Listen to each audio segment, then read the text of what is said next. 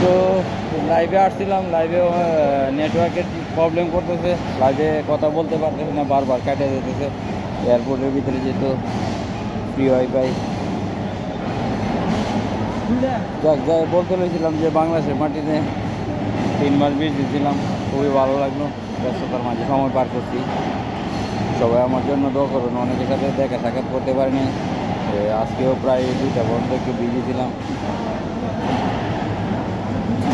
অনেকে বলবেন অনেক কিছু দেখা করতে পারে না, দেখা করে নাই, যে চলে গেল, কমাতে সে দেখবেন।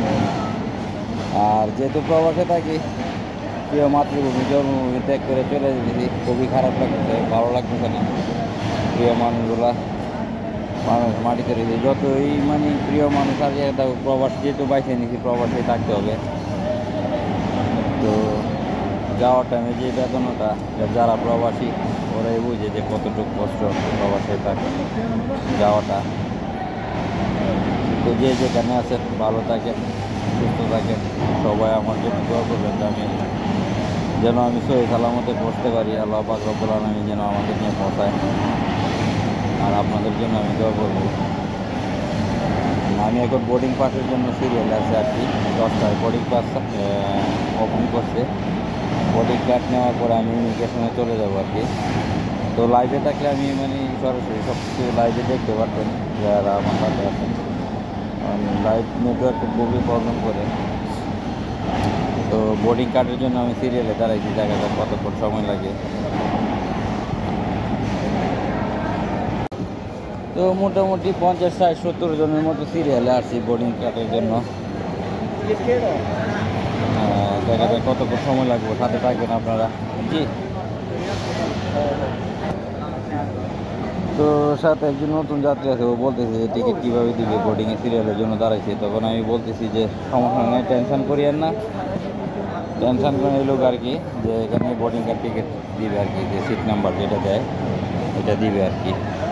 উনি একটু নার্ভাস ফিল করবে, যেহেতু নতুন মানুষ, নার্ভাস করার মতো কিছু নাই আমি বললাম।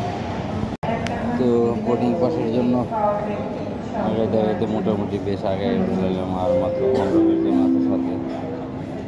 সামনে সিরিয়ালে দেখা যায় কতক্ষণ সময় লাগে, সাথে থাকে। এখানে সিরিয়ালে যারাদেরকে দেখতেছেন, এখানে আমার মতো সবাই প্রবাসী, সবাই টিকিটের বোর্ডিং পাসের জন্য এখানে দাঁড়াইছে। এখানে মানুষ মোটামুটি অনেকই। আর এই ভাই হচ্ছে নতুন যাত্রী, এই জন্য আমার সাথে পিছনে আছে আর কি। নতুন সৌদি আরবে নতুন যাইতেছেন নাকি? এই ফার্স্ট? ঠিক আছে, সমস্যা নেই, সাথে থাকেন।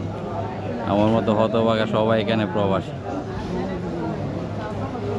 বাংলাদেশে মাটি ত্যাগ করে সবাই পরিবারের প্রিয়জনের, বাংলাদেশের সবার জন্য, ভালোর জন্য, সুখের জন্য প্রবাসের মাটিতে পা রাখার জন্য যাইতেছে। এখানে বোর্ডিং মানে টিকিটের সিরিয়ালে দাঁড়ানো আর কি সবাই। তো অবশেষে প্রবাসের মাটিতে পা রাখার জন্য প্রবাসের উদ্দেশ্যে রওনা দিলাম।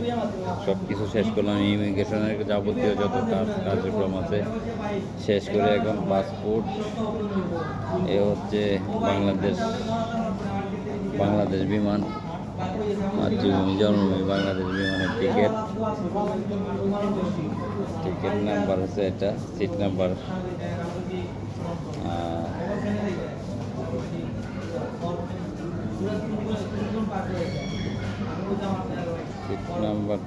কথা এখনো খেয়াল করতে পারছি না। এটাই টিকিট, এই পাসপোর্ট। তো যে যেখানে আছেন ভালো থাকেন, সুস্থ থাকেন, সবার জন্য দোয়া রইল। পরবর্তী বিমান ওঠার পর্যন্ত সাথে থাকবেন আর দেখবেন আর কি। তো বোর্ড ইমিগ্রেশন করার পর খাওয়া দাওয়া করলাম, ক্ষুধা লাগছিল, প্যাটিস খেলাম, প্রাণ আপ খেলাম। এখন ডাকতেছে যে বিমান বাংলাদেশ 4 নম্বর গেটে যাওয়ার জন্য।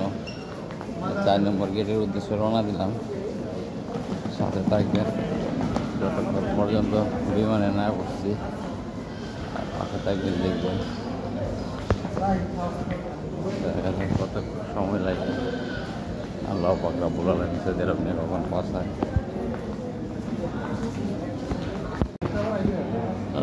এখন সবাই সিরিয়ালে, যেখান থেকে বিমানে উঠবো সিরিয়ালে পড়ছে আর কি। এখন হইলো বিমানে ওঠার সিরিয়াল, ওয়েটিং রুমে গিয়ে বসার পর বিমানে উঠবো।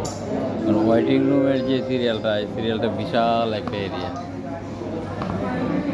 তো অবশেষে ইমিগ্রেশন এবং বোর্ডিং পাস সব কিছু নিয়ে সিরিয়াল শেষ করে এখন ওয়েটিং রুমে বিমানের অপেক্ষায় বসে আছি। তো দেখা যাক, রাত্রে 2টা ফ্লাইট, এখন বাজতেছে 12টা, 12:30 মতো, আরও 1.5 ঘন্টা ওয়েট করতে হবে। তো আমি একটু ওয়েটিং রুম আগে চলে আসছি, মোটামুটি মানুষজন আসছে, তারপর আরও অনেক মানুষ এখনও আছে সিরিয়ালে আসতেছে আস্তে আস্তে। এই দেখা যাচ্ছে বিমানে ওঠার যে ওয়েটিং রুমটা,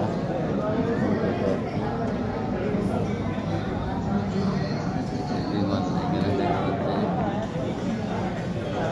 এই সিরিয়াল থেকে গেছে, এখন বিমানে চলে যাবে আর কি, বিমান ছাড়ার টাইমে। তো যে যেখানে আছেন ভালো থাকেন, সবার জন্য দোয়া রইল, সবাই দোয়া করবেন। গুড বাই বাংলাদেশ, ভালো থাকুক মাতৃভূমি, যে প্রিয় মানুষরা, সবার জন্য দোয়া রইল। যে যেখানে আছেন ভালো থাকবেন। সালাম আলাইকুম।